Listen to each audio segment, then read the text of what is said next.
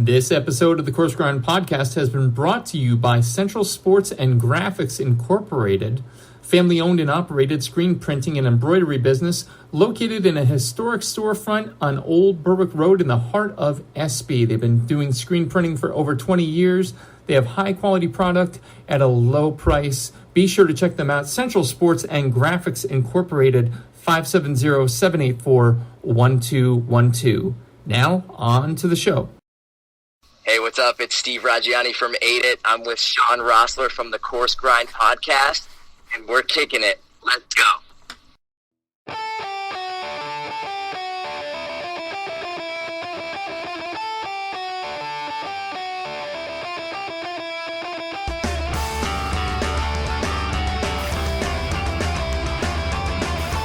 Ladies and gentlemen, welcome back. Episode number 174, if you can believe it, of the Coarse podcast. With you as always this evening, host creator Shawn Rosler. How is everyone doing? You know, with the summer winding down and the kids back to school, Christ's sake, what are we turning into here? The View?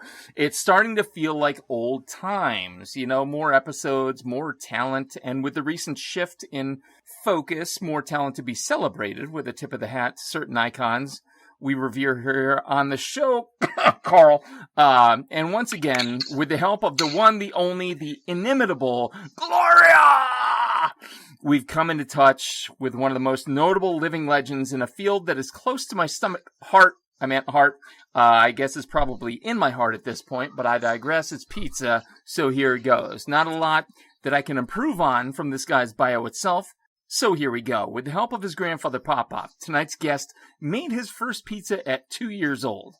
His grandparents started a tradition of Friday pizza nights before there were pizzerias on every corner, so their house became the neighborhood pizza place. That pizza-loving kid grew up and met the love of his life, Jackie. They married, started a family, Olivia and Carter, hi, from the Coarse podcast, and continued the pizza night tradition from their South Minneapolis home. Just down the street from what would become their restaurant someday. Eventually, this pizza hobby became more than just a hobby. The family outfitted the original Red Wagon, a mobile pizza oven of all things, and began catering for events and selling slices at the Linden Hills Farmers Market. With the help of friends, partners, and their team, our guest and his better half, I'm married almost 20 years, I know to call her the better half. I understand how this shit works. Opened the doors to Red Wagon in 2014 to continue their family legacy of serving happiness. Listen, this guy had me at pizza, but then to read all the family goodness, let's just say this is a guy I can relate to on both the family and the pizza front. So let's get going, ladies and gentlemen, and everyone in between. The go-to pizza chef of greats like Guy Fieri and Andrew Zimmern, and oh yeah, the Cuban himself, one half of the Red Wagon pizza love story, and most of all, proud dad, Chef Peter Campbell. What's going on, buddy? Hey man, how are you? I am doing well. Oh, I appreciate it, man. I make sure to front load it because I never know where it's going to go downstream. So, I cross my fingers. I hope for the best. And hopefully the wheels don't come off throughout. So thank you so much for making time in what I'm sure is an insanely busy schedule to hang out here tonight. I understand this is your second interview ever on a podcast. This is true. I'm hoping this is a little more in line with your expertise, not sports. Also. 100%. All right, beautiful. Perfect. Hey, listeners new to the program or with terrible short-term memories like mine, starters, mains, and after starters, we're going to talk about where the guest in question came from, what brought them to the present state of culinary nirvana that they exist in. Mains, we're going to talk about that very state that they exist in. And finally, afters, a little bit more irreverent, a little bit more off the cuff, but no one has been profoundly injured in 173 episodes. So I don't see this happening tonight. So without further ado, Peter Campbell, talk to me about where and what you grew up eating. We know pizza at 2 years old. We get it. Talk to me about that. Yeah, pizza was always a family tradition. I think for most families in America and beyond, pizza is a weekly night, like taco night, pizza night, and everyone's weekly pizza night's a little bit different. Ours, growing up, I was born in Detroit. We did pizza night every Friday night. We would make pizzas as a family. My mom would make 2 dough balls. She'd take the second dough ball, cut it into thirds for me and my 2 brothers, and we would make pizza. It was always the same pizza. It was always cheese pizza or pepperoni pizza. And my parents would always make green pepper and onion. And it was just, that's how we broke bread at least once a week. And that was the most notable because we were involved in it at such a young age. When it was chicken marsala night, we weren't really asked to participate the way we were with pizza. Well, it's so interesting as a dish. I've got 3 boys of my own. And so, like, you can't really say a lot of the time, hey, kids, you want to come and make your egg rolls, spring rolls, fucking ravioli. Like, you can't say that, but you can say pizza because it's a layering on of the toppings. It's a rubbing, we give kids Play-Doh, for Christ's sake. And so, like, It's only natural that it would transition that way. 100%. And that's why in so many ways, my story is not a very unique one from the sense of it was a family tradition. It's what we did every week. I think like the pizza moment happens in every household. It's in some way. Yeah. That this is just how the one for us impacted me and my siblings. Yeah, that's it for sure. And so, obviously pizza wasn't the only thing you ate. If it was, I'm A, jealous of your childhood, and B, wondering what your blood sugar is right now. But with that said, talk to me about what kind of eater you were growing up. Obviously you walk a little bit outside of pizza. Were you adventurous or were you pretty reserved? Product of my mom's kitchen, I think, like so many of us also. And my mom wasn't adventurous at all in the kitchen. I didn't grow up with chicken on the bone. Any meat on the bone wasn't a thing. Oh, wow. Seafood wasn't a thing in my household. So we were pretty much, the typical Midwestern run-of-the-mill kitchen in so many ways. But pizza's where that's where we got adventurous. The sauce got adventurous, and my mom would step out of the middle ground a little bit more than other things. Yeah. All right. So I have to sidestep out of the typical canon questions that we do here. 7 years deep.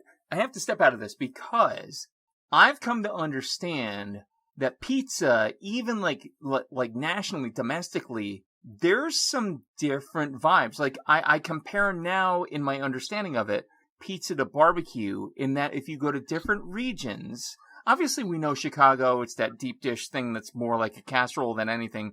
But I found out through former guest of the show, Christopher Kimball from America's Test Kitchen, Kansas City style pizza. So can you talk to me a little bit about different styles of pizza?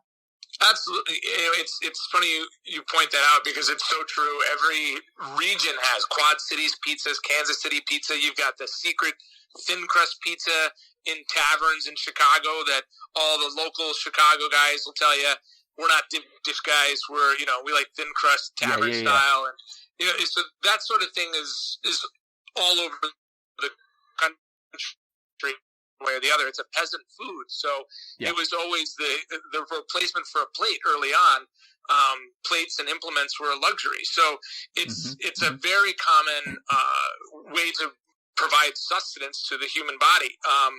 And with that comes all of these different ideas and opinions, and your pizza is garbage because you're not from New York, or you're New Haven down to are you Pepe's, are you Sally's, and like you're across the street, for heaven's sakes. Like the pitting against and the infighting with regard to style, I find to be absolutely hysterical. And I don't feed into it at all, except when it comes to pineapple and Canadian bacon. But okay, so settle it for everybody. Does pineapple belong on pizza? So sweet and savory belong on a pizza, but you can achieve this without opening a can of Dole. And that's why I think most pizzaiolies like myself, I'm a pizza chef. I'm not a chef like some of the other talents you've had on your show. I know pizza. I'm not going to walk us through the mother sauces. I know pizza, and the reality is that you can get more creative in providing those flavor profiles than just opening a can of pineapple. And that's why I feel it's a lazy approach. And then if you go and dip it in ranch, then forget it. Yeah. I agree. The crust, if anything, the crust should go first into a wing sauce, then maybe into ranch, but blue cheese first. Knock it off. Cut your shit. And I agree with the pineapple thing. So like we're best friends already. So yeah, but that Kansas City, I have to ask you, because you will know more than anything. We did it on the grill, hot stone, and we did it, to the recipe, very sweet sauce, I believe American cheese in the mix somewhere. And it was one of the most revolutionary pizza dishes. So I have to ask you, being the pizza guy you are, you grew up in it. You probably started with a traditional Neapolitan, recipe. What was the pizza moment where you went, holy shit, I can do this too? Oh, that was a kid. I mean, my first job when I was 14 years old was at a pizza shop in St. Paul, Minnesota. And oh, perfect. When I got my first job, when I knew it was time to go out and make money so you could, get to buy things you want, I started first as a fry cook at an Arby's, and I learned very quickly I was not a fan of that. But I like kitchens. I got along with everybody in the kitchen. It felt right. Yeah. And so I went down to a restaurant in St. Paul, Minnesota here that's open to this day, and it's an institution for pizza here in St. Paul. And I got a job working pizza station. My brother was in the deli. He was putting sandwiches together, strombolis, and I was making pizzas. And I was confident in doing that. And that was from just growing up spinning dough and ladling on sauce and understanding the architecture of pizza. Because if you don't anchor the cheese, you're going to burn your chin. Simple things like that gave me a lot of confidence in the kitchen. Beautiful. Beautiful, dude. And so I have to ask, obviously you come up through the ranks, you decide this is something I like to do, and I know Pop got mentioned by name. Safe to say he was your culinary influence coming up, or was there someone else? I think it was my grandfather, and then my mom and dad, definitely from the pizza perspective. Pop was the guy who was constantly hunting down the flavor profiles of all the pizzerias in North Jersey that were opening up like crazy when my mom was a little girl. Yeah. And he would always make the same thing. It was a crushed tomato sauce. It was provolone cheese grated on top. Beautiful. A little bit of mozzarella as well. And that's what he did every week, no matter what. He didn't step out. He didn't get adventurous. There were no crazy ingredients. I swear, bless his heart, he's left this earth, but I think he'd roll over in his grave upset if he tried my pizza today because there's too much seasoning, it's not bland enough. There's certain things that we've kind of gone away from a flavor profile that he wouldn't necessarily agree with. But the idea that you could constantly try to improve a product was what I loved about what he taught me and what my mom and dad continued to teach me. Every week we made the same, and as a kid I was like, fuck, it's the same thing. It's always cheese. And my pizza never turned out right because nobody can take a triangular piece of dough. My brothers and I would each get a triangle. They'd cut one dough ball into thirds.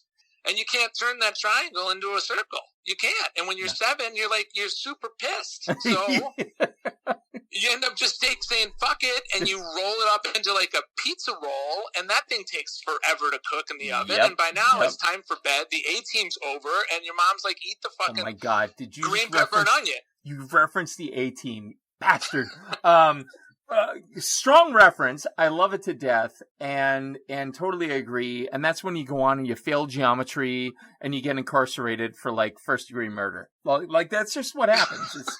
It's a logical flow of events. But look at you overcame that difficulty. Good for you. And with the inspiration of Pop and Mom and Dad, you realize like, hey, this matters. That was kind of your several aha moments, I'm sure, over the years. Talk to me about when you went beyond, hey, this is fun, hey, this tastes good, to, hey, I want to do this for a living. There was a lot of fear in me to take that jump.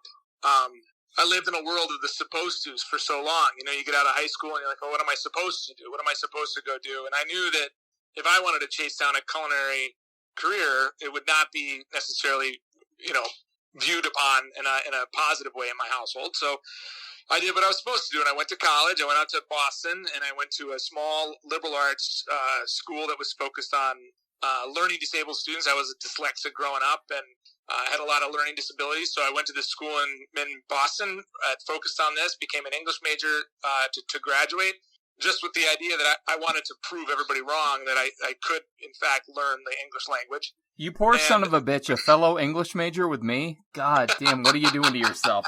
Go on, I'm listening. So I do this, but while I'm in school, the whole time I'm there, I work at this restaurant, a wood-fired pizzeria that's got about 12 taps. Nice. And most everything they put out of the kitchen was just right out of that wood-fired oven, and I loved it, and I was so inspired by it, and I had so much fun working there every night. But when I got done with school, I didn't go down that path. I ended up, chasing a girl who turned out to be a good bet.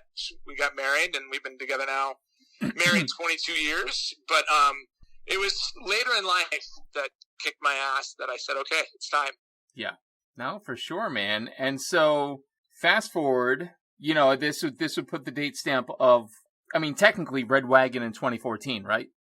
No, technically Red Wagon in probably 2007, 2008. But it didn't have a name yet. Okay, that's fair. When the bug hit me. Yeah. And we incorporated in 2012. Okay. So in 2007, 2008, this is right around the time the Fed is tickling the idea of calling pizza to keep it on the public school menu because of the amount of tomato paste and sauce. Right. Okay. They're trying to, I'm sorry. They're trying to call it a vegetable to keep it on the menu. Right. Yep. Do you remember this? I do. Even though I wasn't, we didn't have school kids at that point, but I just remember there being a stink about it, and being culinarily inclined, you listen to it. Yeah, and so the Fed's going to call, well, how did this happen? Right? Mm-hmm. The average caloric intake per slice in this country is what? And you start thinking about, well, what is pizza and why does it exist? It's a peasant food. It's the replacement for a plate. If you go back in history, spoons and implements, those were a luxury. You didn't have those as living on the streets as a poor household in the 16th century. You had to make a vessel in order to get nutrition to your body. Yep. And we've taken this replacement for a plate and we've destroyed it with, horrible flour that's been systematically destroyed in our country over the last 40 years.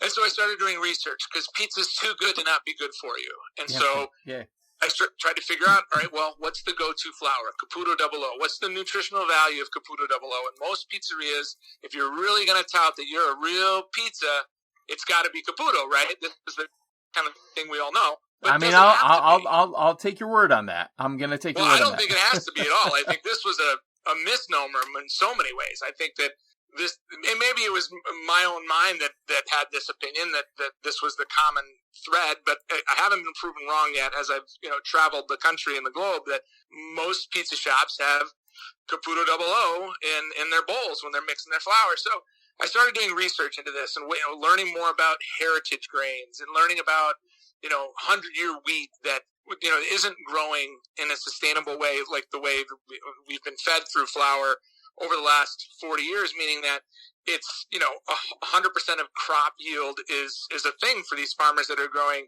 wheat that's a foot off the ground. It's 2 inches in diameter, an inch diameter, when it should be pencil thin, 3.5, 4 feet off the ground. Yep. That has no chemicals or anything that's been messing with it. So how can we take this heritage wheat and actually make a delicious pizza out of it with the same gluten structure and stretch and tang of a Caputo Double O that's in a multi-day poolish or however the pizza shop is trying to add flavor to their flour. Yep. So I went down this deep, dark path of research and trying to understand it, finding mills that make it. And there weren't many in the Twin Cities that were doing it. There's more now. There's 2 total. And then I started really geeking out on all the other things, like what's in cheese? Like what are we putting in the cheese bags when they come from the grocery store? There's wheat, there's gluten, there's non-binders, and these pre-ground cheese. And so I really started to get a bug to investigate the provenance of what we're putting in our bodies and what it meant. And that's when I started, doing things for the kids' school. When it was time to pass the hat to raise money, I would throw these pizza parties in my kitchen. I would have 50 people over and I would make pizzas out of a wall oven that I got off Craigslist for $50. Oh my God. And this was how I started doing it, where we took the family pizza night with my kids and my wife and started inviting a lot more people into the circle. And it was in that environment that it really struck me that I loved this more than anything, and I needed to just change everything that I was doing and the lens in which I saw the entire world. Yeah. And so in 2012, my wife Jackie and I decided to cater a 350-person fundraiser at the kids' school, and we borrowed a wood-fired oven that could cook one pizza at a time out of it, and we posted up at the stairwell of this church outside in February in Minnesota. Yeah. And myself and my siblings, with equipment we rented from a local catering company, fed 350 people in a matter of hours, and that's when we launched Red Wagon to the public as a brand. My brother Ryan drew the logo, and we kind of just jumped off a cliff. Let's see what people think. And I love that so much, because I think the most deliberate and best industry research is the one you don't necessarily intend on doing. So when you have these like little like group parties of like 50 people, you didn't even realize you were fully doing market research. You knew you had something there. And then to leap forward 350 deep and go, okay, this is what we're going to do now. How awesome is that? Well, I think what you're touching on, Shawn, is this idea of what I learned without knowing I was learning it. Like you were just mentioning, what I learned in those nights, those Friday nights in my kitchen, was that I was getting something out of the creation of food and sharing my thoughts on what I thought about this particular food, happened to be pizza, with my friends and my community. And every step I've taken since those dinners has led to the greatest outcome of what we've done with creating Red Wagon Pizza. And that's a very simple idea. We have created a deeper, more meaningful connection with our community and our people in our lives through the articulation of hospitality and cuisine. And that's what we do every day. And I feel like everybody who has a meaningful life is doing that thing. They're doing the thing that creates that deeper, meaningful connection, whether you're writing, songs or you're, producing podcasts, whatever it is, you're creating a deeper, more meaningful connection. And that's what food does to us, to me, chefs like me. And that's what we've always done with Red Wagon Pizza. 1000%, man. When I sat down to do this in 2014 and I looked at it, I said, not enough people are telling the story behind the pass. Everyone sees the plate. Everyone sees that come out. But where is the story about the person back there? And, again, whether it's you're making pizza, whether it's you're telling stories, like that story needs to be told, and all of a sudden, boom, now we're out here having that conversation, being aware of what's going into our bodies, what's going into the food we're making, what's going into that dish that, reminds us of our grandfather. So good for you, dude. Thanks. Yeah, man, totally. So so here we are. We've made it to 2014, ladies and gentlemen. Let's keep going. Yes. So here you are with Red Wagon, and it's amazing. I'm looking at your menu right now, and wrong time to do it, apparently, after fasting most of the day and having a kale salad for lunch. Now I'm looking at your fucking pizza menu going, oh, God. And eyes gravitate towards Carl the Cuban, 12-hour citrus Cuban pork, shaved ham, house cheese. Stop it. It's amazing, folks. If you want to go see it, redwagon-mpls.com/food. Redwagon.com is the OG. Let me just make sure before I'm saying that for sure. Redwagon-mpls.com for their site. But yeah, if you go to /food, the menu is ridiculous. But here's the thing that I like about it too. It's simple. It's not a big menu. It's just big enough to be dangerous. And whether it is the Red Wagon Pizza, which I assume the DDD is referencing diners, drive-ins, and dives? Correct. Okay, cool. So when you think pizza, and Pop-Up, I'm sorry, he did get a little nuts here, but I like this. Red sauce, sopressata, banana peppers, cheese, sausage, chili flakes, garlic salt, fig balsamic. I just had fig balsamic on my fucking salad today, dude. So, it's fresh in my mind. I look at this, I'm like, I would order that every day for the rest of my life and be a happy man. Without a doubt. I built a business around that idea. Oh my God. Well, you're winning. You were my target. You're winning at the game, man. I don't know what else to tell you. Like, we didn't talk about this before we went on air, but I'm like, literally like, this is the only menu I need the rest of my life. Oh, you're kind. You're kind. No, it's accurate for sure. I have to ask you, I know to some degrees, like I see Carl the Cuban or I see McLovin it. I get where the inspiration comes from, but I have to imagine every so often something new comes up, something new and exciting. Where do you pull from, Pete? Like, where do you go to when you're like, things are feeling a little, not stale. I hate that word stale, but, they're feeling a little sedate. How do I liven things up? Where do you go to get inspired? My peers, always my Nice. peers. I mean, that's just what ends up happening when in the beginning, when we were before the company had a name, and it took me years to figure out what kind of sopressata were we going to use? How were we going to cut it? Could we cut it differently? Instead of cutting it like pepperonis, could we cut it on the bias like a ribbon? And what would happen if we set that up high on the pizza? How will that react to the heat? And can I get it kind of like we're pushing the sausage pepperoni guy kind of off the ledge a little bit? They're comfortable, but it's exciting, right? We don't want to get too pinky too quick, right? Can't come out with the high heels right away. That's right. Fishnets, maybe, no high heels. Right. Got to ease into it. Just nice and slow. I got you. So that was the Red Wagon, and I think for so many reasons, I'm very proud of that pizza. That's easily keeps the lights on. It garnered the attention of Guy. It was a huge. It's been a huge part of our menu, and easily constitutes 50% of the pizzas that we make. Beautiful. So when it comes to inspiration, of course, you noticed from the menu, you mentioned it just now, a lot of like just other foods inspire it. So, anything that goes in a sandwich can easily inspire this. The Jersey Shore has inspired one of our neighboring restaurants down the street, Broder's Cucina Italiana. Has been around 40 years.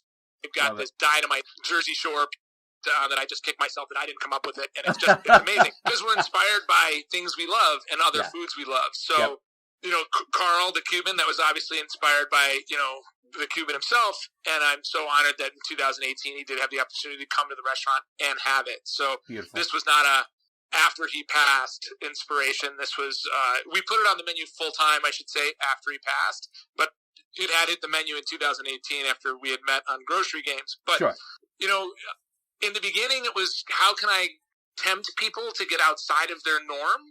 And that was the Red Wagon. And then it was, all right, how can we introduce new ideas? Like, we have a banh mi pizza that goes into the oven with just our house cheese and a 12-hour sweet soy glazed pulled pork. I love that. And we use heritage pork, so it's delicious. It's just these beautiful cuts.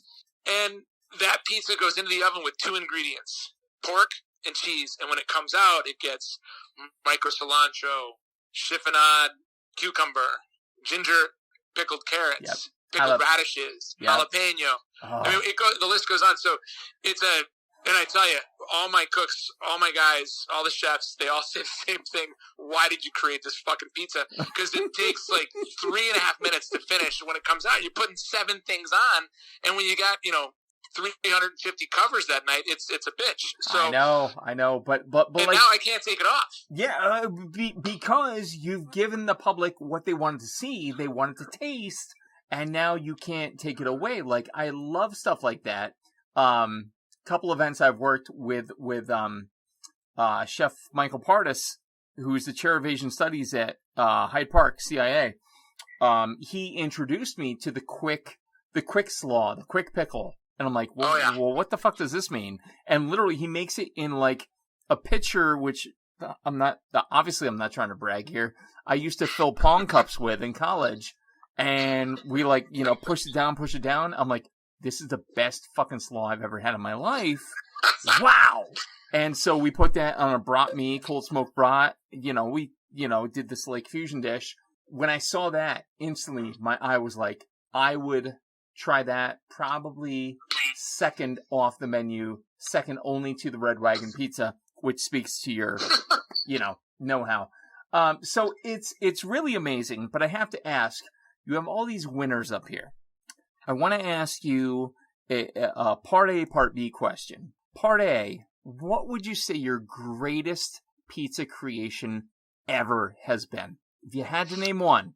Well, I mean, it's hard not to say the Red Wagon, only because it literally the business was built on it. Namesake, yeah. So after the Red Wagon, gosh, I would tell you the most recent pizza I came up with has a bit of a story. I'll try to tell it quick for you. I have 3 years ago, and I didn't want to take the big scary drugs they wanted me to take to help this disease. It's not going to kill me or anything like that, but it's a disease that fuses my joints and in areas you don't want your joints to fuse. Sure. So my SI joints, my lower lumbar, I have a little curve in my back. It's all from this disease called ankylosing spondylitis. Okay. So I go on this die-hard autoimmune protocol that most people do to do a cleanse for 30 days, where you cut out sugar, caffeine, alcohol, nuts, legumes, nightshades. That's all nightshades. Yep. And like your lunch, your kale salad. So, but I couldn't have any fig infused balsamic on top. Okay. So it was a very boring menu that I had access to, and I did this not for 30 days. I did it for 2 years. Shawn. Holy shit! I didn't want to take these scary drugs, man. They scared the shit out of me, these drugs. So I was like, I'm going to attack this, and I'm going to do it with food. I'm going to beat it with food. And my wife had gone through an autoimmune thing, and she had cured herself, befuddled the Mayo Clinic themselves by changing her diet and eradicating this disease in my wife's body. So I was convinced I could do it. So I love it. I look at my life and I say, I have an opportunity to go to Italy. My wife and I, some friends, we're going to go spend about 30 days in Italy. And I had determined that I would not eat any of the food or drink any of the wine while in Italy. I was convinced I could see that country through my eyes, not my mouth. I'm so glad this is not a video call, because everyone out there would have called me such a prick for the face I just made looking at the phone. I'm like, yeah, trust me. You did what? But I get it. I really do get it. Go ahead. So we're there. We fly into Milan, and the whole idea of the trip is we're not going to sightsee. I want to go. I want to meet the makers. I want to meet the people that make Italy what it is. I don't want to go to Rome. I don't want to go to Naples. I want to go to the farms. I want to find out. Why are there so many amazing wines that come from the 7 villages of Barolo? I mean, we know it, but I want to meet these guys that are making this juice. Yep. So Yep. we fly into Milan, and the deal is we're going to drive the whole country, and we've got 2 cars. And we drive up to Lago d'Orta, which is in northern Italy, and we walk down to the square, and my friends and my family look over like, all right, chef, what are we going to get? And I line the table with all these delicious treats. My little plate of sadness comes, and my wife is diving into this amazing pizza that I'd had my eye on for years that is very decidedly northern Italy. She takes a bite, and she looks at me, and she says, "You're a jackass. You need to eat this right fucking now." Yeah. My teeth into one of the most dreamy pizzas I've ever had in my life, and the pizza is red sauce, sliced mortadella in the oven, and when it comes out, it just gets stracciatella. So stracciatella de buffalo or stracciatella de mozzarella, that we don't make our mozzarella with buffalo, is the center of burrata. The word stracciatella is to stretch. So it's just the creamy and the stretched cheese in the middle. So that goes on top at the end while the pizza's still hot. Oh, for the love And then you hit it with pistachios. Oh, wow. So that pizza I made, I had for the first time. It was my first pizza in 2 years. And I came back after eating all the pizza and drinking all the wine in the entire country of Italy. And before I went back on my autoimmune protocol, I put that pizza on my menu, and I called it Off the Wagon. Off the Wagon. I'm looking at it right now because I saw the crushed pistachios and the mortadella. I'm like, well, I know, and correct me if I'm wrong, pistachios go in mortadella, right? That's the green little layering shades. those flavors. Yeah. I mean, so like, and people never really pair that. I don't want to. I'm not trying to be judgy, people. I know you've complained at me in the comments before. You're judgmental, maybe a little bit. So like nutty and meaty and fatty all go together. Like, stop. So when you see these green things in it, don't freak out. It's amazing. I mean, literally. It's a dynamite pizza, and I think that a lot of people, when people think of pizza, I think we tend to think of all the things you can pile on, like a supreme pizza. There's a lot of places to hide when you add ingredients like that to like a food like pizza. When you're just doing cheese or you're just doing mortadella and stracciatella, Everything matters. The amount of sauce you have on it, Sure. the quality of your mortadella and how you source that. Where does it come from? Yeah. How big are those pistachios in there? So all of those things really matter. The quality of the stracciatella that goes on and how you set it on. Has it been tempered properly? Yeah. So it's all of these things that really matter, even though the food is very, very, very simple. And there's not a long list of ingredients. It's everything packs a punch. It's kind of like our we've got a pizza called the Popeye. Yep. And this is a super simple pizza. It gets a metric fist of spinach, then our house sausage, and then robiola cheese. And robiola cheese is a 3-part cheese. Can only be called robiola if it comes from Piedmont. And That's like the whole wine rule from California, right? It can only be called Zinfandel if it's whatever. Yeah. Yep, same idea. The consortium will somehow find you and stone you. I'm not sure what happens, but there's a rule, and it's geeky, and there's a reason for it because it's absolutely delicious. Yeah. Oh my God, that's but that awesome. pizza's super simple and super dumb, but it'll punch you in the face. It's so delicious. See, but simple and subtle are only a couple letters apart, and I think it's important that this goes back to I did a cooking demo for some university students. And I brought that up. I'm like, simple and subtle. The little changes you make to something that's simple will be profound. You will find great satisfaction in this. And I think the same thing proves true there. Like, if it's simple, then changes can be subtle and make it that much better. Exactly. Yeah, for sure. For sure. So now you're not going to weasel your way out of this because I asked you what your favorite was, what your best was. What I got to ask you, Pete, is... You had to have bombed. Everybody bombs.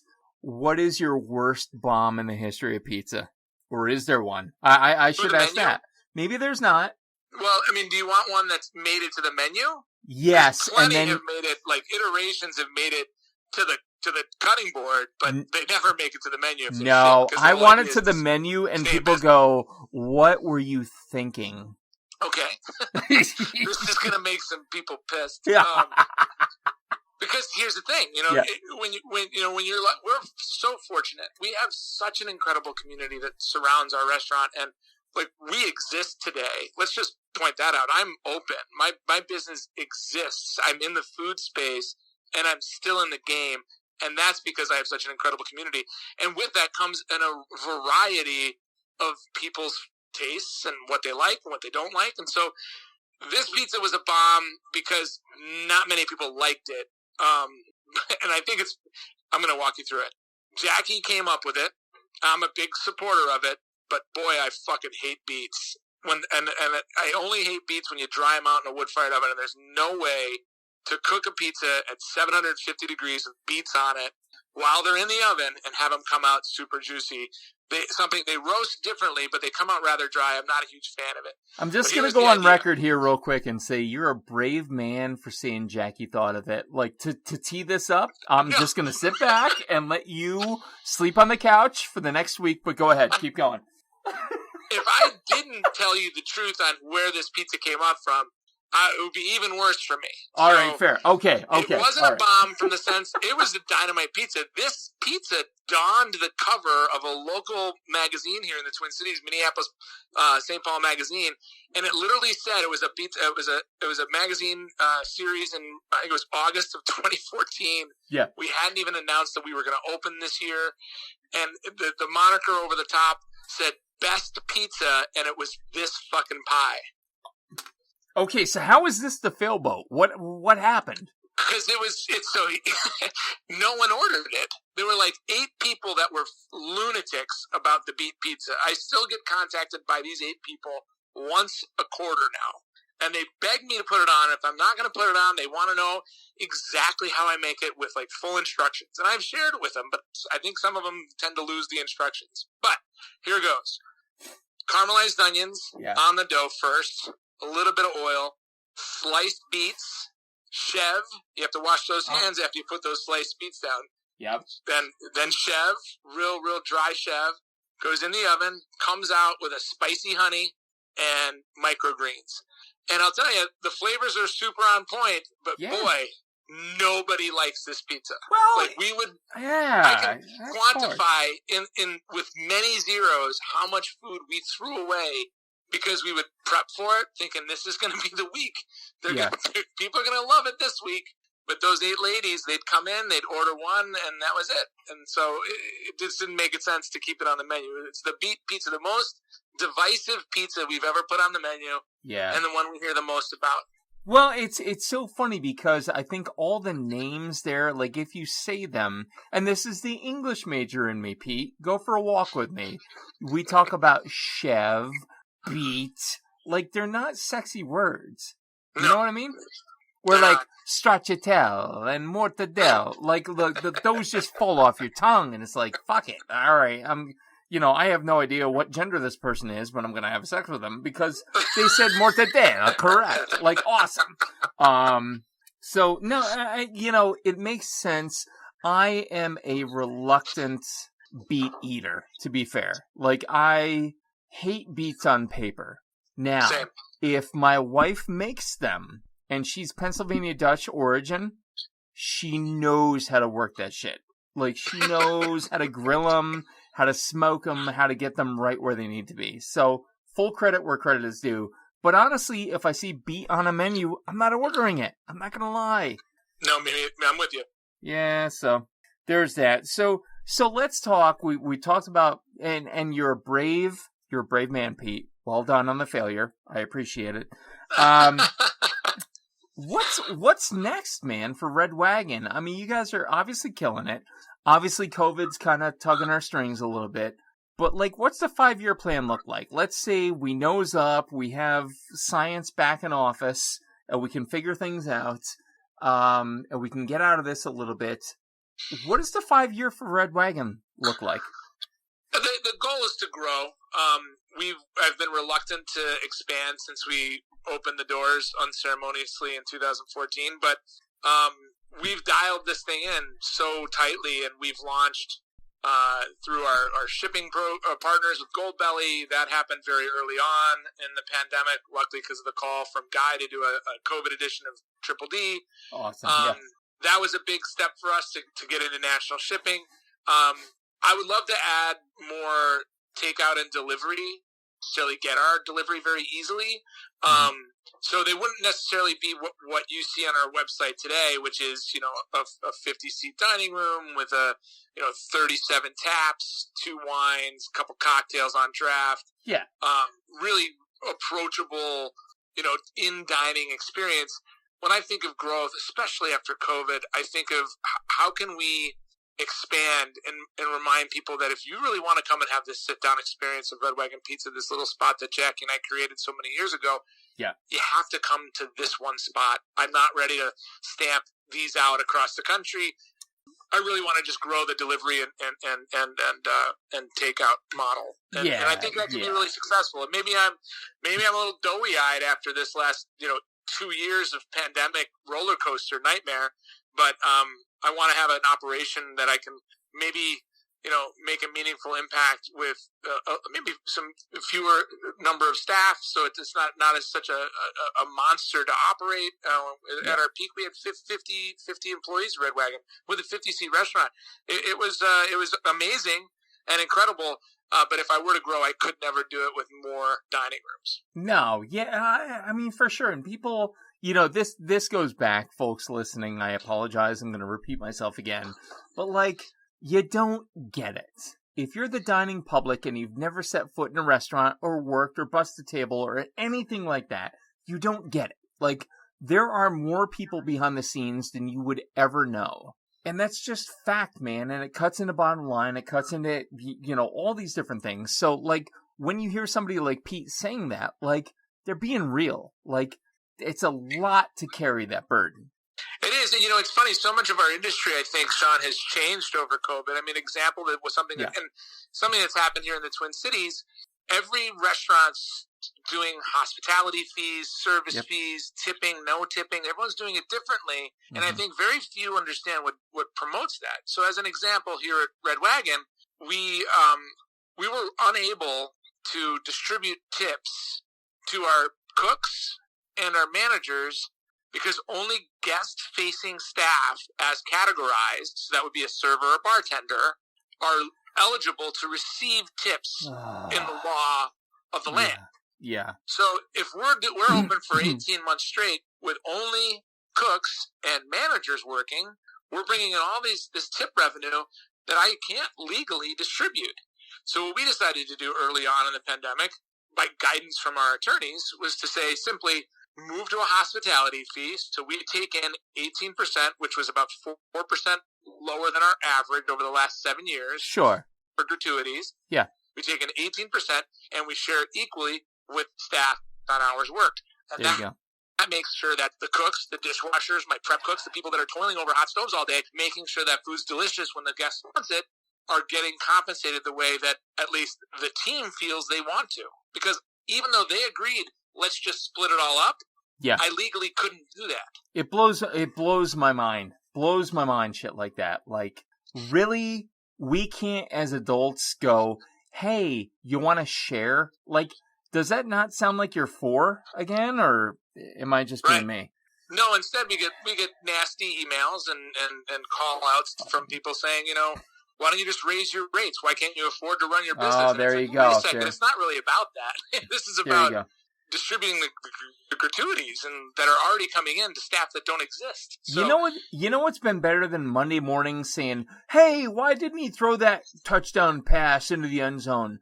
The greater thing has been, hey, why don't they just hire more wait staff? Oh, it'll go well. like you sound like an asshole. I'm sorry. Like, maybe this is the episode where he falls apart, kids. But, like, I can't take it anymore. Stop. You're an armchair quarterback at best, and you're not making sense. You don't understand. Pete Campbell understands. So many others understand. Back up, tip up, please, for the love of God. You nailed it. I think, they don't understand.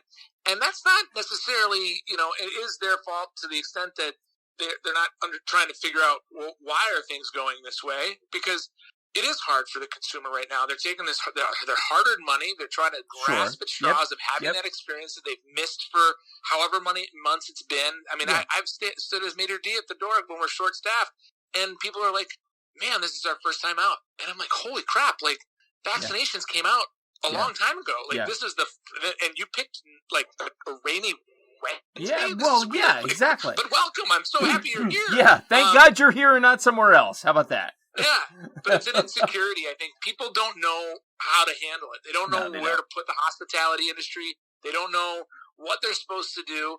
And the other thing is there's a little bit of trust that has to go into this equation too, because then they don't know that the 18%, for example, that Pete and Jackie are bringing in is in fact going to the people that it ought to be. Because guess what? There are bad operators out there. There are people that suck. Yeah. And so there's this new trust that's been born through the COVID, and not only just are you articulating your hospitality with now a new step of service in place, safety, sanitation, more so than ever before in a kitchen? Like, how are you really articulating your language of hospitality to your consumer? And it's really, I think, challenging for consumers to understand it. And any of them that take the time to ask, I love it. And sometimes they're pissed, and I got to talk them down a little bit, and I explain like why we do what we do at my little spot. But I there's 5 restaurants within 150 feet of my place, and most of us are doing it just a little bit differently. And I get that it's frustrating for the consumer to try to figure out how to navigate that. I couldn't imagine trying to do that as you travel for work. I mean, because every city's different, because state laws are different regarding tipping, and it's it's bananas out there. But at the same time, listen, if you're traveling for work, you're expensing that. Just shut up. Just get in the fucking seat. Let's go. All right, man. So Pete Campbell's going to grow. Red Wagon's going to grow because they should. And I'm going to Minneapolis on business that might not even exist, but I'll make it happen because I have to go out there. I have to eat every single pizza and then die in Minnesota. That's my goal at this point. There's a lot of great culinary stuff going on in this city. It's and I am lucky to be among that landscape. So when you come, you'll be welcome with warm arms. See, he's being all humble. Like, I'm looking at your menu, Pete. Nobody else's. So there you go. So let's go to afters real quick. Let's wrap up. You're a busy man, and I don't want to take any more of your time than I should, but I have to know, Pete Campbell, you and I are cooking together, cooking an event. Let's say a pizza event. Go figure. and you get to pick the music. What would it be that we're listening to? Oh, is it nighttime? Sure. It is now. Is it a rowdy group? It could be. Let's go with What's that. the demographic? What's the age of our guests? 18 to 35 and go. 18 to 35. Too many questions. God damn it! I'm the host!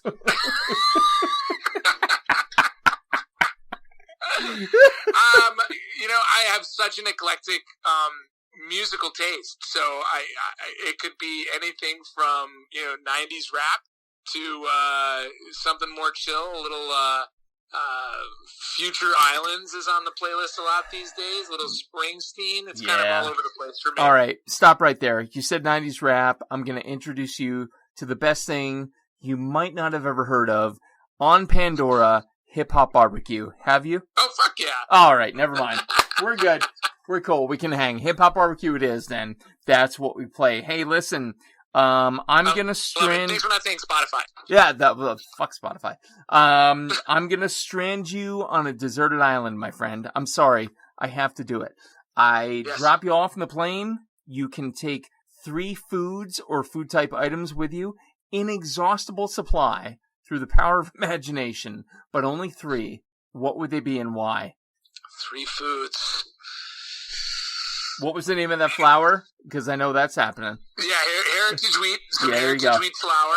Yep. The Rough Rider strain that we've got right now from a couple of different farms coming in from Minneapolis area. Yep. Rough Rider heritage wheat would be among them. Oh man. Can I say like a whole animal? Like absolutely. A pig? Yeah, for sure. For sure. Pig. And they just magically come back. I get it. Pig, cow, and Rough Rider wheat. God damn. This is why pizza makes the most sense. These answers make the most sense. Damn it. I got milk. I'm making cheese. I got pork. See, you're good. Thinking of that. I didn't even think of the milk from the cow. God damn. Yeah. There it is. It's gonna be a dry fucking pizza though. I'm gonna be like, what? You'll get there. Maybe there's an olive tree somewhere on the island. Maybe you could like make oil out of it or something. I don't know. Stop bothering me. So Melanie Danea did a coffee table book. My Last Supper. 50 world famous chefs. It's the one where Bourdain is hanging the beef femur between his legs and he's naked. Yep. Have you seen this book?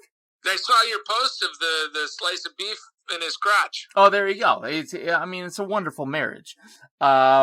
So the format for the show comes from Melanie. She's amazing. I love her. Her work's great.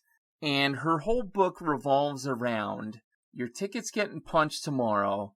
What's your last meal tonight? And so, Pete, I'm going to ask you, what are you eating? What are you drinking? Who's there? What music is playing? Go. Paint the scene. Okay, so the meal is from Antonio's in Beacon Hill, Boston, Massachusetts. One of the best Italian restaurants in Boston. And this has always been my thought of the last possible meal I will have. There you go. It's sausage, potatoes, peppers, and it's in this vinegar broth that's absolutely just lights out. Every time I go to Boston, I order 2 plates. I sit down, I crush them alone. Nice. I would say in my glass is probably Brunello de Maltacino. Beautiful. I'm a big fan of the reds, especially the Brunellos. Beautiful. At the table, man, that's a long list of people that I'd want to have there. Certainly, of course, my family. That's a given. I hope, right? So, loved ones, my wife, my children, their families, and hopefully, I've kicked the can down the road long enough. I'm meeting my children's children. Children. Yeah, of course. But at the table, I'd say everybody that's ever made a meaningful impact in my life, and like I said, that's a pretty long list. So I have to imagine again. We suspend life. Carl, Pop are hanging out. Oh yeah, shooting the shit. Bobby's there. Bobby Marcotte's probably one of my closest friends on the planet. Anthony Rodriguez, he's the one that introduced me to a lot of these guys who works with Guy. I love it. Yeah, it's a long list. The Barbas family. I mean, like I said, there's so many that are fixtures in my life and in my heart that it's really difficult to limit that. Hopefully, it's a big fucking table. I love that. I love that, buddy. And finally, last question, the most basic and yet the most complex. What is food to you in one single word? Oh, man. I got him. It's together. I I want to say it's the great amalgamator, but that's Guy's fucking line, so I can't take that. It's together. It's what brings us together. Oh, I'm going to tell you, man. I'm going to check because I have every episode logged. That's a new one. 174 episodes. That's new. No one has ever said together before. Bravo, Right, sir. Bravo. I can't wait to hear what Bobby said. Yeah. Yeah. Did he just say burger? Did he just say burger? Shit. Well, here. Hang on a minute. Give me literally 2 seconds. No, he didn't say burger. Wow. He's going to kick my ass now for hearing that. No, he said something pretty. I won't. Well, it doesn't He's matter. so If you well listen to spoken. it, he said life. He said life. So. Oh, hell yeah. He's so good. He He's is, so good. dude. There's He nobody is. better. But you know what, dude? At the same time, so are you, man. And this has literally been an absolute honor, beyond words, man. And I know, like, to pull the curtain back a little bit, you know, Pete was texting Gloria and I, like, oh, it's not going to be as good as your episode, blah, blah, blah, blah, blah. I'm like, bullshit, man. And I can honestly say now, bullshit, man. This was literally an honor and a privilege and a pleasure. And, you know, Minnesota doesn't typically make it on my list, but God damn it, if it isn't now, I don't know why. So, Pete Campbell, absolute honor, sir. Thank you so much for joining us. Hey, thank you, man. What an honor. This was so much fun. Oh, you got it, man. Let's wrap with the plugs. Be sure to check out Pete's stuff on Goldbelly, courtesy of Red Wagon Pizza. Red Wagon Pizza, 5416 Penn Ave South, Minneapolis, Minnesota, 55419, 612-259-7147 for more information. And be sure to check them out on the socials at Red Wagon Pizza on the Insta and Red Wagon Pizza Co. on the Book of Face. Did that just about cover it, sir? It sure did. Beautiful, beautiful. Again, brother, appreciated beyond measure. You are an absolute gem in the industry, and I only wish the best for you. Very kind, Shawn. What an honor. This has been great. Thank you so much for having me on. You got it, man. Ladies and gentlemen, this has been episode number 174 of the Coarse Grind Podcast. With me this evening, the illustrious, the pizza-bodied, and I mean that in the best possible way, Pete Campbell. Our producer, as always, has been Johnny Leland Robinson, a.k.a. the Reverend Johnny Lamoria. Be sure to check out his big new podcast announcement. It's coming soon. And next episode, 175, is going to be a reunion of sorts. You will not want to miss it. Stay tuned.